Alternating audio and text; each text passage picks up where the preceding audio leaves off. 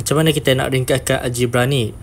4 tolak buka kurungan 3 tambah 2Q dah tutup kurungan. Jadi kita berdapat dekat sini bahagian tengah ni ada negatif. Betul tak? Negatif ni bermaksud negatif 1.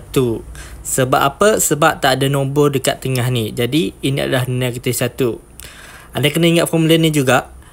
Negatif sama dengan positif.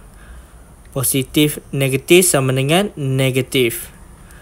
Negatif positif sama dengan negatif. Pastikan anda catat dan ingat formula ni.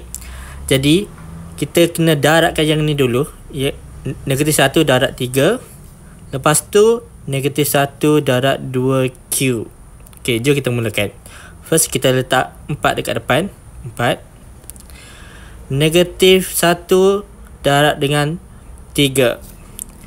Negatif darat dengan positif sama dengan negatif. Jadi negatif 3. Negatif 1 darat dengan positif 2Q. Negatif, positif, negatif. Jadi negatif 2Q. Okay, kita boleh ringkaskan lagi. Jadi anda boleh dapat dekat sini, yang ni tak ada perkataan dekat bahagian belakang. Yang ni pun tak ada, betul tak? Yang ni je ada. Jadi kita kena samakan yang tak ada perkataan. 4 tolak 3 sama dengan 1. Jadi ada baki adalah negatif 2Q. Kita letakkan negatif 2Q. Jadi ini adalah jawapannya.